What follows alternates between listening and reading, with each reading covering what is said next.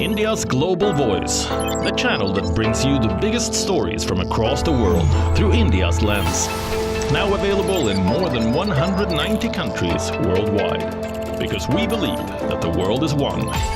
Watch us in Africa, Europe, USA and Canada, South America, Asia Pacific, Middle East and North African regions.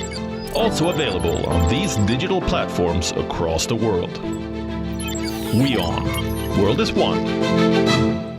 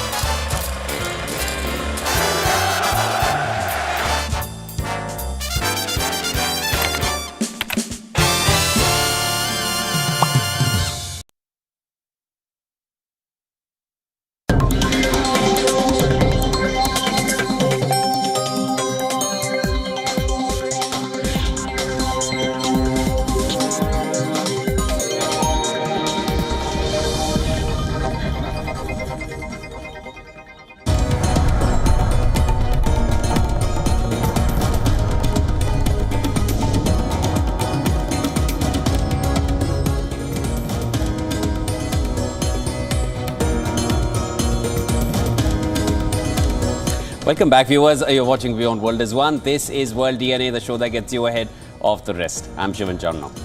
And I'm Hem Kaur Saran. On the show today, further irked by the increasing involvement of the West in the Russia-Ukraine war, Russian President Vladimir Putin has now warned that Russia could start arming other nations with long-range weapons to strike Western targets. This, of course, after some NATO allies showed support for Ukraine to launch attacks within Russian territory. We will get you all the details on this on the show today. Well, also on World DNA today, ahead of the swearing in for the ceremony for the third straight term on the 8th of June, Prime Minister Narendra Modi gets confirmations from allies. Both the JDU and TDP have reportedly submitted letters of support to the Modi-led government, which of course was a major talk of the town leading up to the swearing in. We are going to be tracking that closely. Let's get you started with the headlines.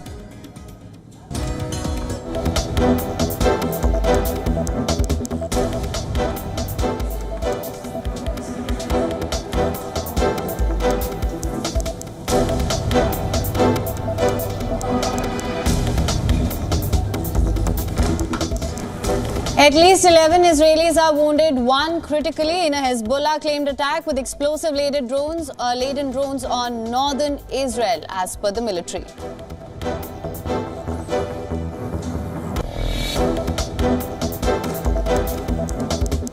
Russian President Vladimir Putin cautions the West that Russia could use all available means, including nukes, to defend itself if its sovereignty or territorial integrity were threatened. Adds that Russia has no plans to attack NATO member states.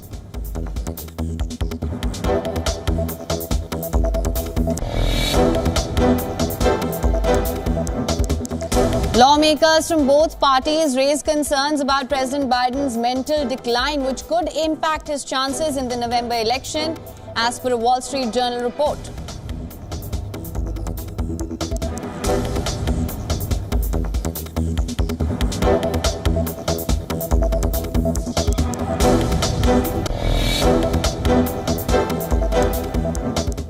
Hunter Biden's former girlfriend testifies about his near-constant crack cocaine use at lavish hotels at the criminal trial to prove that President Joe Biden's son lied about his addiction to illegally buy a gun.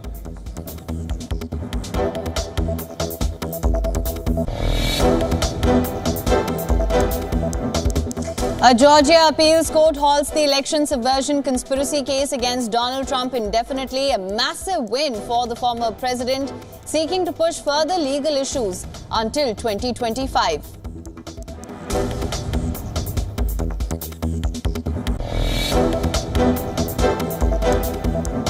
In India, the Bharatiya Janata Party secures written letters of support from the TDP and JDU ahead of Prime Minister Modi's oath-taking ceremony on Saturday.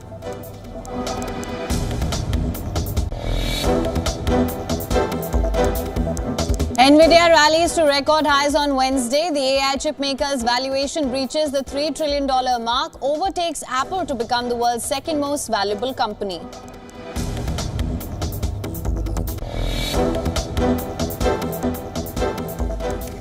Now, Russian President Vladimir Putin said that he could use conventional missiles against the United States and its European allies within striking distance. And this if they allow Ukraine to use long-range Western weapons to strike deeper into Russia. Now, Putin made the remarks at a rare and a first face-to-face meeting with international news agencies in St. Petersburg since the start of the Ukraine war. Now, Putin said that the West was wrong in assuming that Russia will not use its nuclear weapons. He also warned that the Kremlin's nuclear doctrine should not be taken lightly. For some reason, the West believes that Russia will never use its nuclear arsenal. We have a nuclear doctrine. Look at what it says. If someone's actions threatens our sovereignty and territorial integrity, we consider it possible for us to use all the means at our disposal. This should not be taken lightly, superficially but professionally. When asked about NATO chief Jens Stoltenberg's calls to allow Ukraine to use Western weapons to strike Russian territory, Putin differentiated between different missiles. However, he warned that permitting Kiev to strike Russia with ever more powerful weapons would be a serious escalation that would lead the West towards war with Russia. Russian president, criticizing Western arms supplies to Ukraine, argued that Moscow can supply weapons to other countries, threatening the West in return. If someone thinks it is possible to supply such weapons to a war zone to attack our territory and create problems for us, why don't we have the right to supply weapons of the same class to the regions of the world where there will be strikes on sensitive facilities of those countries that do this against Russia? Meanwhile, Ukrainian President Vladimir Zelensky arrived in Qatar for talks with Emir Sheikh Al Thani. The two leaders discussed the return of Ukrainian children and other war issues. Since 2022, Qatar has aided in bringing back dozens of children taken to Russia and occupied territories during the more than 2-year war.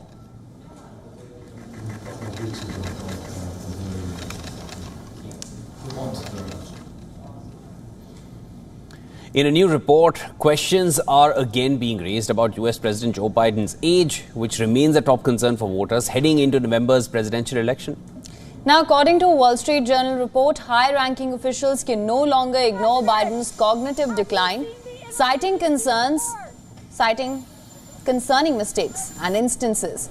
The report reveals that dozens of Washington insiders are aware of the concerning rise in mistakes being made by the president. They say Biden is showing signs of slipping. The insiders claim the commander-in-chief speaks so softly that some even struggle to gauge what he's saying, while others allege that 81-year-old Biden was increasingly relying on notes from aides while juggling important policy details.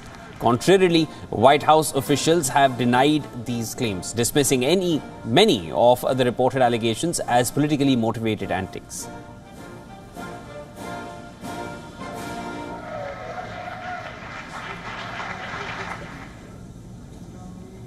Now, there is no end to US President Joe Biden's son Hunter Biden's troubles. Junior Biden's federal trial on gun-related charges took a personal turn. And this happened as two of his former partners, his ex-wife and ex-girlfriend, took the witness stand and described his years of abusing crack cocaine. Our next report has the complete story. Take a look. Hunter Biden's former girlfriend testified Wednesday at his criminal trial about his near-constant crack cocaine use. Prosecutors are trying to prove that he lied about his drug addiction to illegally buy a handgun in the first trial of a U.S. president's child. Zoe Keston told jurors Hunter Biden would want to smoke as soon as he woke up and spent days in hotel rooms getting high in the months before his 2018 gun purchase. Earlier, Hunter Biden's ex-wife Kathleen Buell, who divorced him in 2017, also testified about how she first discovered he was using drugs. Prosecutors claim Hunter Biden knowingly lied about his drug use on screening paperwork. He has pleaded not guilty to 3 felony charges accusing him of failing to disclose his use of illegal drugs when he bought the gun and of illegally possessing the weapon for 11 days. Hunter Biden has publicly acknowledged his past drug use, though his defense lawyer Abby Lowell has countered that Hunter Biden was not using drugs at the time of the gun purchase and did not intend to deceive. Lowell pressed an FBI agent to acknowledge that prosecutors' evidence of addiction came before or after the gun ownership. The trial follows another historic first: last week's criminal conviction of Donald Trump, the first former U.S. president to be found guilty of a felony. Trump is the Republican challenger to Democrat Joe Biden in the November 5th election. Hunter Biden's trial has taken a personal turn, with 2 former romantic partners testifying about his drug addiction and unsustainable lifestyle and spending in 2018. His ex-wife described how his addiction affected his family life and marriage, while his former girlfriend detailed their drug-fueled partying and attempts at sobriety. The prosecution aims to prove that Hunter Biden lied about his drug use on a federal firearm form, which could lead to felony charges and up to 25 years in prison. However, the defense argues that Biden's addiction is a disease and that he did not knowingly break the law. The trial is a personal ordeal for President Biden, and its outcome could have significant implications not only for Hunter Biden, but also for his father, Joe. Susan Tehrani reporting from New York for WION World This One. A centre-left Italian lawmaker confronted Prime Minister Giorgia Meloni during her visit to Albania. We're talking about Riccardo Maggi from the Europe Party, who walked towards Meloni's motorcade as she left a meeting with her Albanian counterpart Edi Rama. Lawmaker expressed discontent, protesting against Italy's migrant hotspot deal with Albania. This is when Albanian security bodyguards got hold of him, pushing him back.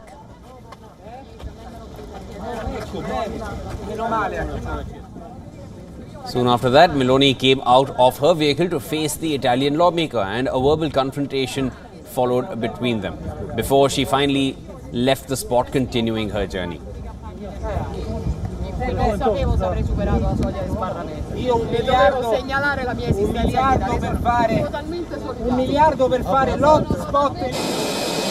The incident took place amid Italy agreeing to a deal with Albania to set up centers to host migrants rescued at sea by Italian boats while their asylum applications are being processed. The deal has drawn criticism from human rights activists who say it will be harder for Italian courts to promptly process asylum requests, and lengthy procedures could put an unjustified burden on migrants.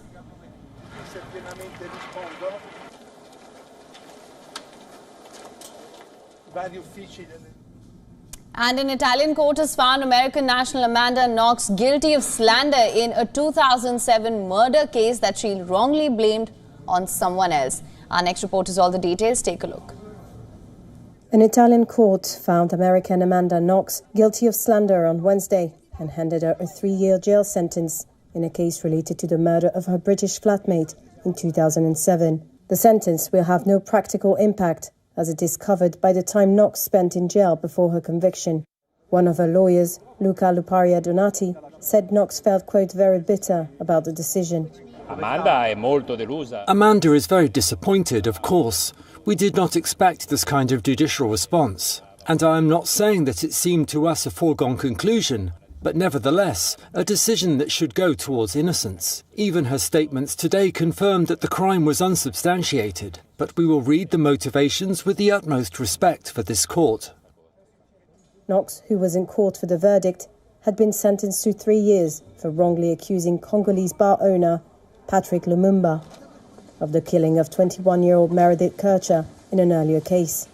She said she had named him while under duress when she was being questioned by police. Lumumba was held for 2 weeks in 2007 before he was freed. Knox was convicted for the murder of Kircher and spent 4 years in jail.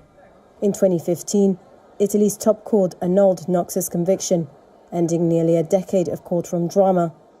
Then, in 2019, the European Court of Human Rights ruled that there had been procedural errors during her questioning.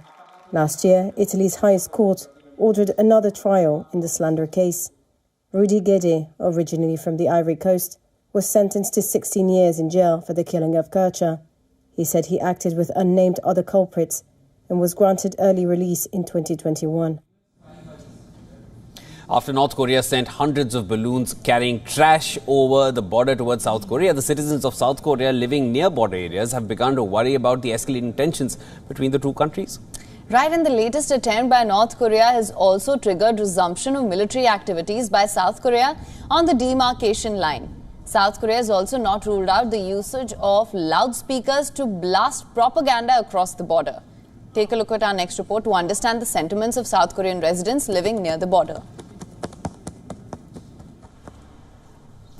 Yoon Seol-hyun's guest house near the border with North Korea is usually packed with tourists, keen to take a peek at the isolated north. But he and other residents of the South Korean town of Paju, some 22 miles from the frontier, have been hurt by a recent rise in tensions on the peninsula. Yoon's accommodation and travel agency lie along a tourism hiking route exploring parts of the demilitarized zone. It's severe. It's not just me. I'm just running a small-scale business, and most people in the region are involved in agriculture. However, there are many people who work in businesses related to DMZ peace tourism. Essentially, the number of tourists has recently decreased. North Korea sent hundreds of balloons carrying trash and excrement across the heavily fortified border last week, sparking emergency alerts and round-the-clock media coverage in its neighbour. The South responded by resuming military activities along the demarcation line.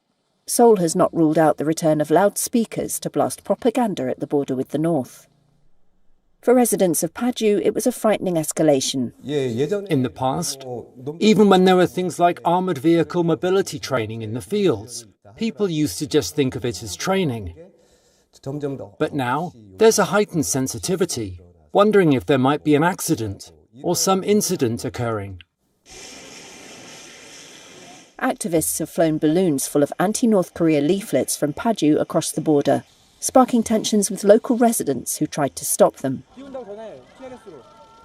North Korean defector and activist Park Sang-hak has vowed to keep sending the balloons. No Hyung-ki, another resident of Paju, described it as the tensest city. Loudspeakers could be reinstalled, right?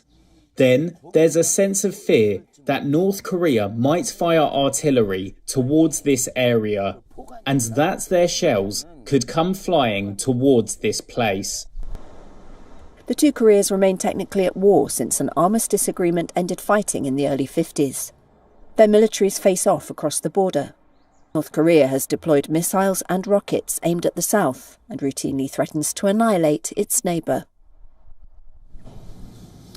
In the wake of the planned multinational mission to Haiti, President William Ruto has contacted evangelical pastors as he attempts to figure out a lasting solution to the war in the Caribbean nation. This, of course, before enrolling the evangelists, Ruto consulted political advisors, security officials and foreign leaders about the high-profile anti-gang mission. More details in our next report. In the months leading to a deployment of police officers to Haiti, Kenya's President William Ruto consulted with political advisors, security officials and foreign leaders. But he's also sought more unconventional counsel from a group of Christian evangelical pastors who are close to him and his wife.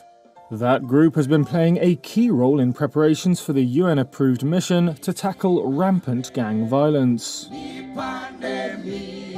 Ruto and his wife Rachel wear their faith very publicly and have involved evangelical leaders in matters of state. That includes through the First Lady's faith diplomacy program, which enlists religious leaders to support social initiatives. We felt at the national altar that we cannot allow our police to go to Haiti without prayer. In March, she said a group of pastors was working on a spiritual solution for Haiti. Spokespeople for Ruto and his wife did not respond to requests for comment.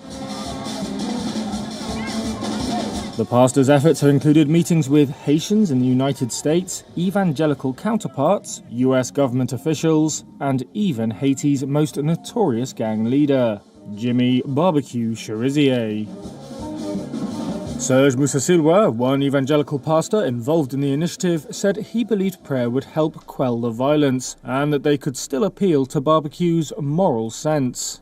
This guy might be a devil, but there is something that we can build on. Pierre Esperance, executive director of the National Human Rights Defense Network in Haiti, said Kenya should stick to its security mandate. He called the outreach to gang leaders an insult to their victims. However, people involved in the initiative say relationships forged with Haitian communities will help avoid the mistakes of foreign interventions in recent decades. Besides failing to stabilize Haiti, those missions have left behind legacies of human rights abuses and disease. But evangelicals have their own complicated history in Haiti. Resources have been poured into humanitarian projects, but there's also been ethical scandals, including alleged child trafficking following a devastating 2010 earthquake. Today, Haiti is facing an escalating hunger crisis. Gang fighting has forced hundreds of thousands from their homes and closed ports, cutting off key supplies. Gang violence killed more than 1,500 people in the first 3 months of this year. The Kenya-led multinational mission was approved in October but has been hit by repeated delays. Nevertheless, the Ruto administration has insisted that the deployment is imminent.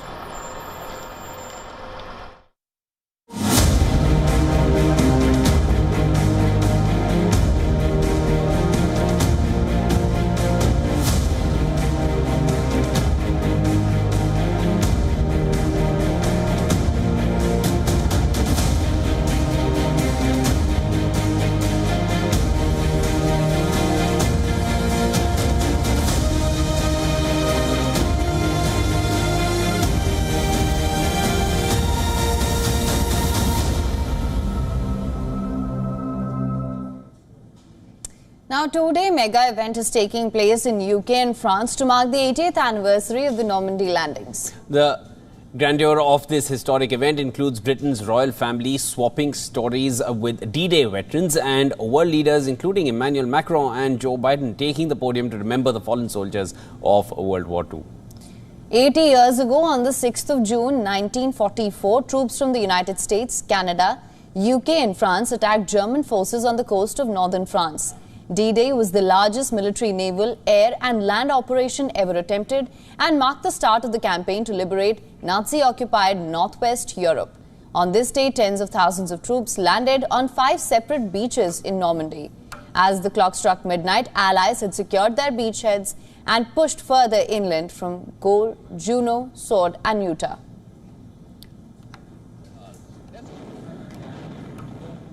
The landings would be impossible without the support of massive air and naval forces, which were much stronger than those of the Germans. But on D-Day alone, as many as 4,400 troops died from the combined Allied forces. Some 9,000 soldiers were wounded or missing. Allied forces liberated Paris during 1944 in late August. On the eve of the 80th anniversary of the D-Day landings, British Army paratroopers recreated a drop into the fields of Normandy. Veterans sailed to Normandy where they fought to liberate France.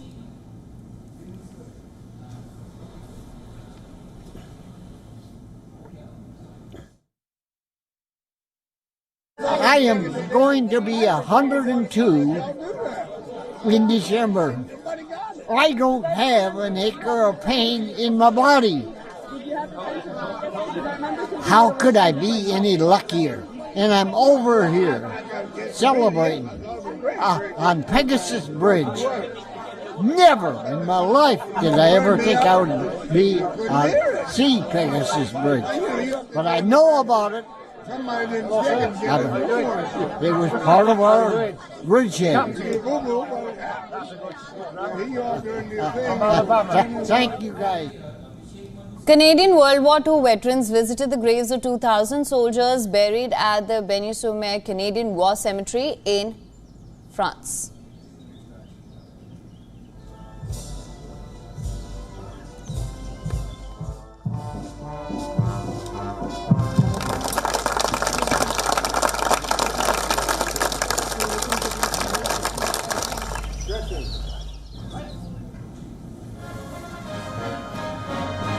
The commemoration event was not short of royal presence. UK's King Charles III lauded the bravery and service of the men and women who served and fought on D-Day. He laid emphasis on replacing tyranny with freedom. It is our duty to ensure that we and future generations do not forget their service and their sacrifice in replacing tyranny with freedom. Our rights and the liberty won at such terrible cost bring with them responsibilities to others in the exercise of that liberty. Britain's Princess Anne attended an unveiling ceremony of a statue of a Second World War Canadian Royal Regina Refrain in Normandy. How fitting it is on the 80th anniversary of the landing and the commencement of the Battle for Normandy that this statue has been unveiled in honour of the Regina Rifles, who sacrificed so much for the cause of liberty and freedom. US President Joe Biden is also in France.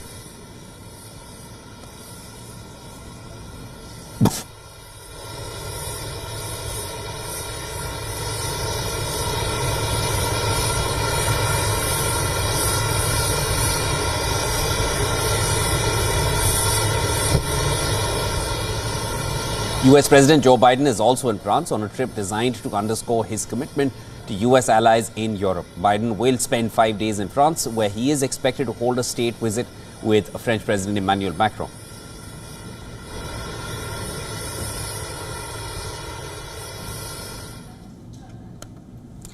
All right, as always, time now for a short break. Don't go anywhere. This is World DNA. On the other side, in India, preparations are underway for Prime Minister Narendra Modi's oath-taking ceremony after clinching a third term.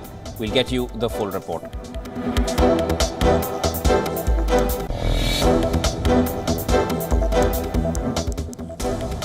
Also on the other side, in Pune Porsche case, forensic reports confirmed that the blood sample of the accused minor was swapped with his mother's to derail the investigation.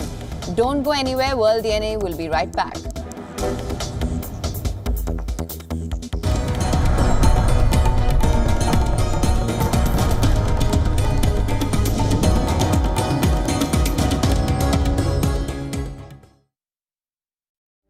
Namaste.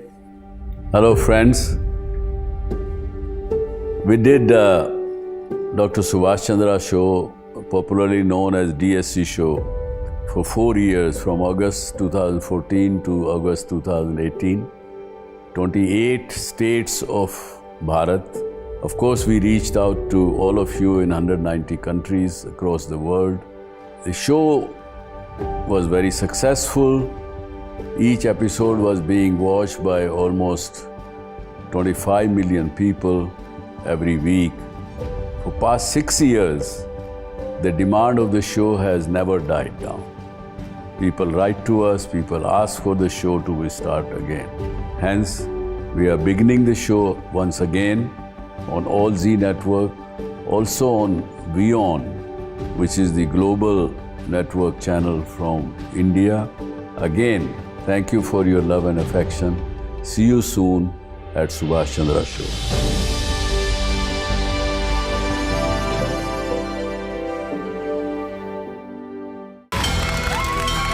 From the bustling trading floors of Wall Street to the vibrant exchanges of Asian stock markets, WION breaks it down for you to make sense of what's happening, as we reveal the key factors behind events, strategic battles, and the game-changing business decisions that shape the world. We bring you all of this and more on World Business Watch. Welcome to Rishikesh, the yoga capital of the world. This is the center where spirituality and yoga wisdom meet. On this week's special series, Yoga, celebrating India's gift to mankind, we experience Parmarth Niketan, the city's largest ashram, and a modern Ashtanga school before exploring lavish wellness retreats. Don't miss this week's episode of All Things Yoga and Ayurveda. Only on WION World is One.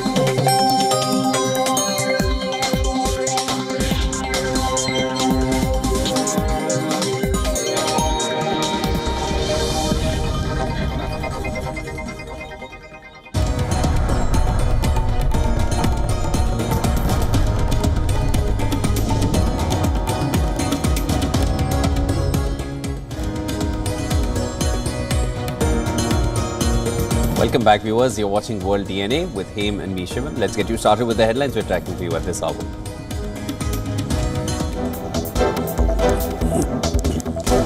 Israel pounds central Gaza in a new military operation as truce talks resume. The charity Medicine Sans Frontières says at least 70 are dead and over 300 injured, mostly women and children.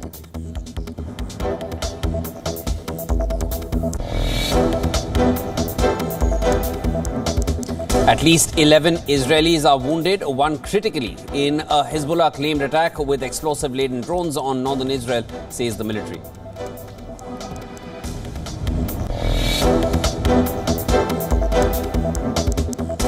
Russian President Vladimir Putin cautions the West that Russia could use all available means, including nukes, to defend itself if its sovereignty or territorial integrity were threatened. Adds that Russia has no plans to attack NATO member states.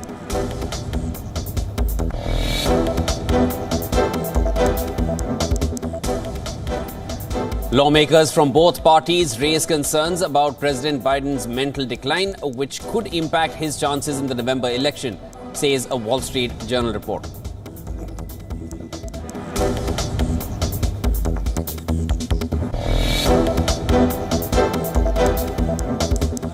Hunter Biden's former girlfriend testifies about his near-constant crack cocaine use at lavish hotels at the criminal trial to prove that President Joe Biden's son lied about his addiction to illegally buy a gun.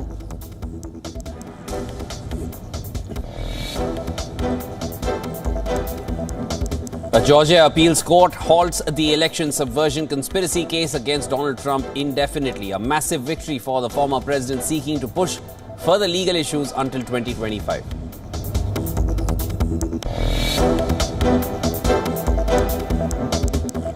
In India, the Bharatiya Janata Party secures written letters of support from the TDP and JDU ahead of Prime Minister Modi's oath-taking ceremony on Saturday.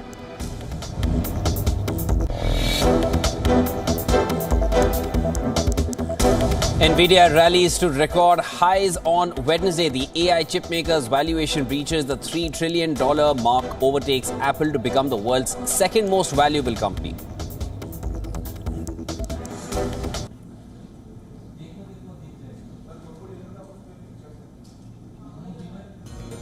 2007 champions India begin their T20 World Cup campaign with a dominant win. Skipper Rohit Sharma slams a 50 as the men in blue thrash Ireland by 8 wickets in New York. That's why people love to see him play, just the audacity.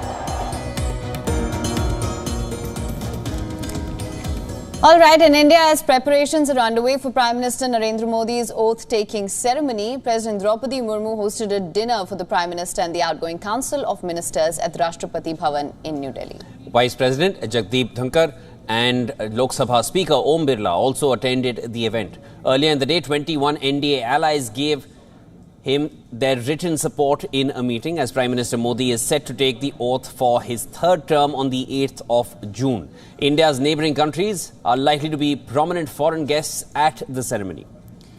With Sri Lanka and Bangladesh officially confirming their participation for the inauguration, Sri Lankan President Ranil Wickremesinghe congratulated Prime Minister Modi on his electoral victory during a phone call. During the conversation, Prime Minister Modi invited him to the swearing-in ceremony, which he accepted. Similarly, Bangladeshi Prime Minister Sheikh Hasina also accepted Modi's invitation during a telephonic conversation. Before that, Narendra Modi held telephonic talks with Bhutan's king as well, Nepal's Prime Minister Pushpa Kamal Dahal and Mauritius Prime Minister Pravin Jugnauth as well.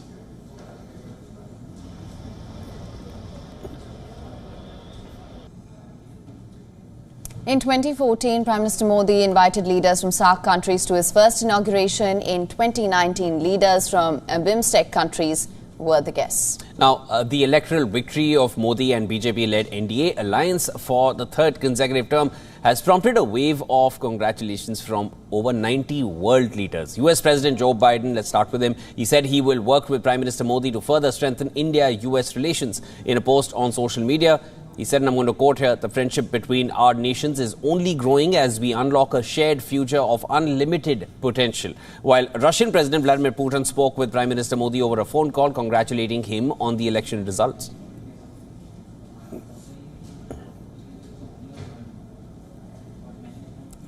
All right, for more on this, we're now being joined by correspondent Siddhant Sibal from New Delhi. Siddhant, thank you so much for joining us. Of course, swearing in expected on the 8th of June. What can you tell us? Well, hectic preparations are underway at the Rashtrapati Bhavan. We know that as has been the tradition for last two swearing-in ceremonies in 2014 and 2019, this time around as well, foreign guests are expected to be present. Now, two countries have confirmed in the region, that Sri Lanka and Bangladesh, but expect more countries in the region to participate. We know that the Prime Minister had spoken to the King of Bhutan, with the Prime Minister of Nepal, with Bangladeshi Prime Minister, with the Sri Lankan President, and with the Mauritius Prime Minister, of which two have confirmed. But it looks like that there will be no Maldives. That's the big story, I feel, given that how the relationship has gone downwards. In the past, of course, when the Prime Minister took oath in 2014 when he invited SAARC countries, Maldives was present. That time it was under Yamin government. This time, of course, Muizu government, which has taken a strongly pro-Chinese stance. Of course, there hasn't been any wishes from Pakistan so far and any conversation. But all in all, we know that it shows India's and Bangladesh, Sri Lanka and other countries with which Prime Minister has spoken good, friendly relationship, and that is why Prime Minister has chosen to invite them. Will there be a delegation from US? The US State Department short while ago said that they have no announcement so far, but they said stay tuned. So it looks like there could be other countries in and around the world attending the swearing-in on Saturday. All right, thanks Siddhant for getting us all those updates. Of course, this is the swearing-in ceremony, which is going to be scheduled to take place on the 8th of June. We will be bringing you the latest on that as well.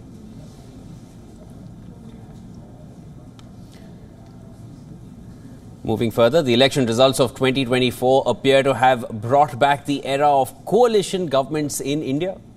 Right, the BJP, which has fallen well short of the halfway mark at 240 seats in the parliament, it's now, of course, dependent on its NDA allies from the government, who have now given their written support to him as well. After 10 years of the Modi government, which managed to rule with a brute majority, India's politics appears to be on the cusp of a new direction. The question is, how different will things be in this new era of Indian governance? To discuss this, Dr. Shashi Tharoor spoke to WION. Listen to this. The fact that they do not have a majority in the Lok Sabha and they can only govern at the sufferance of the allies is a new thing for them. Mr. Modi has been used to having his own way. He was able to impose demonetization without even consulting his cabinet, let alone his finance minister. He was able to announce the COVID lockdown, the most stringent in the world, at a few hours' notice without consulting anybody, including state chief ministers who had to implement it. This is a man and a government that's used to getting its own way without bothering to consult anybody. Suddenly, they're going to have to realize that they can't pass a single piece of legislation without getting several allied parties on board. They can't pass their budget without getting the allies on board. They can't take any major policy initiatives without getting their allies on board. It's going to be a very different BJP government that we're facing. And I'm looking forward to seeing how they manage to perform after the kind of style of governance we've seen for the last 10 years. Mr. Narasimha Rao had a minority government with outside support. Mr. Vajpayee had, all the governments, Deva Gowda's government, the government of Inder Gujral, and then Vajpayee Saab's two governments were all coalition governments with levels of outside support. And then Dr. Manmohan Singh's was a coalition government too. And they collectively presided over the best years for the Indian economy. So very clearly, there's been no problem with coalition governments.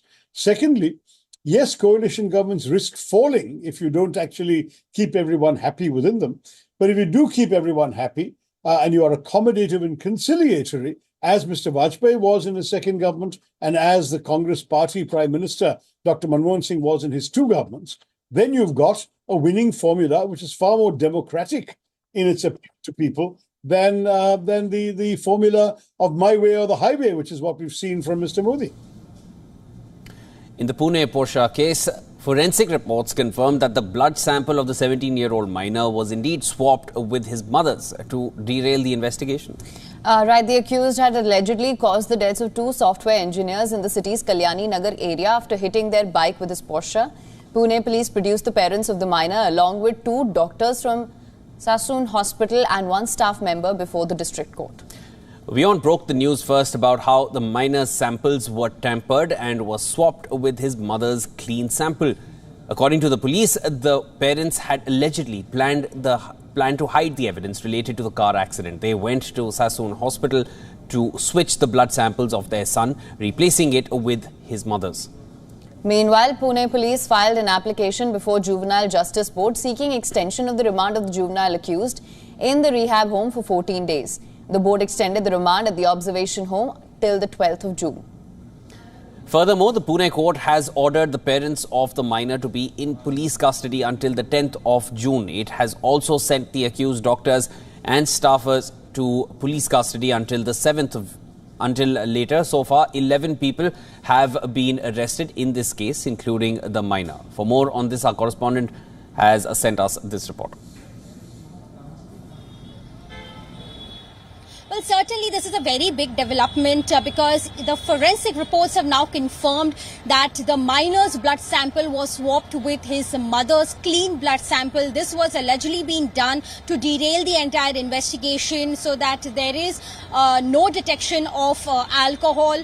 This is what the Pune police have informed the court today. They have submitted this as an evidence to the court, and keeping in mind multiple aspects of the blood tampering evidence that has come to light against the family, against the doctors in concern, the court has extended the police custody for the mother and the father of the son till June 10th this year.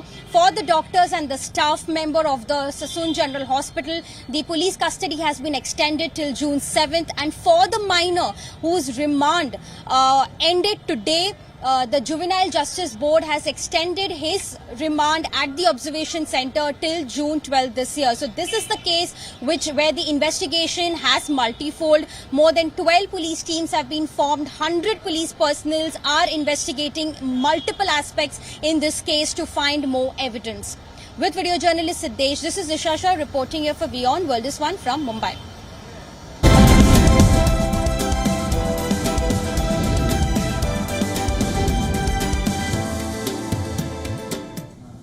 We now take a look at what to expect in the Indian markets today. Well, Indian stocks recovered sharply on Wednesday with benchmark indices surging over 3%. Global cues point to more gains in Indian stocks after they made a significant comeback after a bloodbath on Tuesday. Now, firm support from key allies after Tuesday's rout that erased almost $400 billion in market value helped allay any political doubts. Modi's Bharatiya Janata Party lost its majority in parliament and needs to rely on allies to stay in power for a third term. Now, some investors have been concerned that a weak coalition government will likely hinder tough economic reforms. There's been a significant correction which has taken place today. So in fact, if I look at the Sensex today, it's probably at a level higher than what it ended on Friday. That is before the exit polls came. So I think we're back to normalcy in terms of the market. The rupee has also gained strength and the bond yields have also come down. Now, this said, I think the particular coalition which you're talking of is unlikely to really dent the pace of growth in the economy because the economy has been doing very well. Several global money managers say the investment case for Indian stock market remains intact. Evan Metcalf, Chief Executive Officer at the Global X ETFs Australia said, and I'm quoting here, while there are political uncertainties, India's solid macroeconomic position and ongoing policy focus provide a positive long-term outlook for the market. Metcalf added that the government's focus on infrastructure and manufacturing will continue despite the challenges of coalition politics. For many foreign investors, India's stock rout on Tuesday is just another opportunity to buy into what they see as one of the world's most promising economies. Arun Sai, senior multi-asset strategist at Pictet Asset Management, is among those who view Tuesday's sell-off in India's NSE Nifty 50 index as a fantastic chance to grab shares in some sectors such as banks. Sai's views were echoed by a raft of fund managers and analysts as well. The head of BNP Paribas Wealth Management arm described the market reaction to the election outcome as short-sighted. Others, such as Adrian Lewis at Viva Investors and Rajiv De Mello at Gamma Asset Management, said they would use the weakness to add exposure.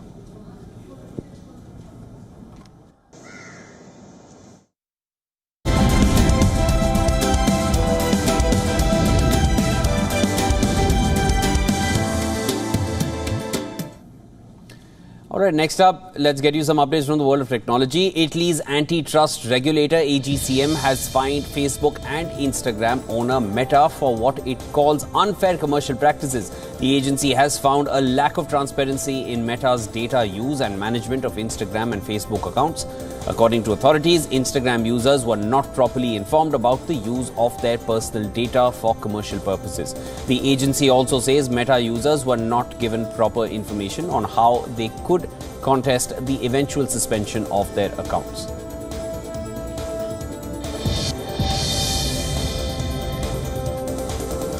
US President Joe Biden's administration is asking big technology companies to invest in new climate-friendly power generation to cover their surging demand.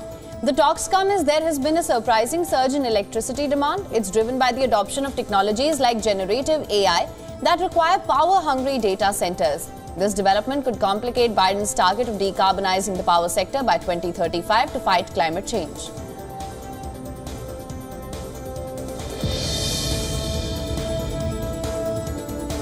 The largest digital camera ever built for optical astronomy is ready to be installed under the clear skies of northern Chile.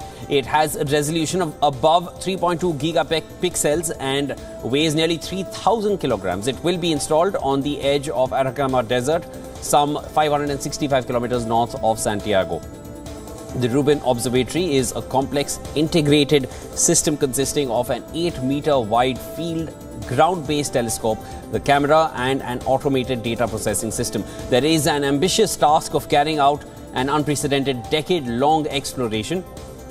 The goal of the exploration will be to understand the nature of dark energy and dark matter in the universe.